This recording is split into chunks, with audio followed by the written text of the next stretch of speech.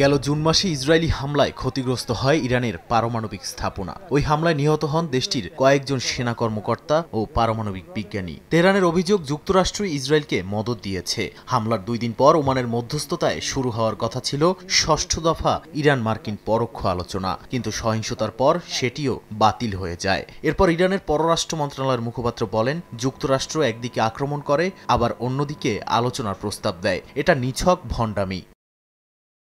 তবে এবার দীর্ঘ বৈরিতার পরও যুক্তরাষ্ট্রের সঙ্গে নতুন করে আলোচনায় বসতে চায় ইরান। আবুধাবির 12তম স্ট্র্যাটেজিক ডিবেটে উপপররাষ্ট্রমন্ত্রী সাইদ খতিবজাদে বলেন, ইরানের পারমাণবিক কর্মসূচি সম্পূর্ণ শান্তিপূর্ণ ও দেশীয় প্রযুক্তি নির্ভর। একই সঙ্গে পারমাণবিক অস্ত্র ইরানের কর্মসূচির অংশ নয় বলেও জানান তিনি আরও বলেন, যুক্তরাষ্ট্র তৃতীয় দেশের মাধ্যমে পরস্পর বিরোধী বার্তা পাঠাচ্ছে, আর এতে আলোচনার পরিবেশ জটিল হয়ে উঠেছে। খতিবজাদে স্পষ্ট করে জানান, জাতীয় নিরাপত্তার প্রশ্নে ইরান কোনো ছাড় দেবে না।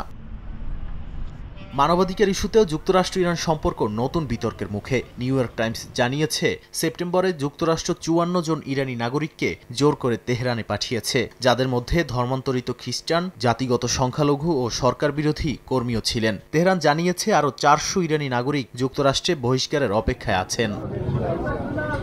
নাদিম মারজান, সময় সংবাদ।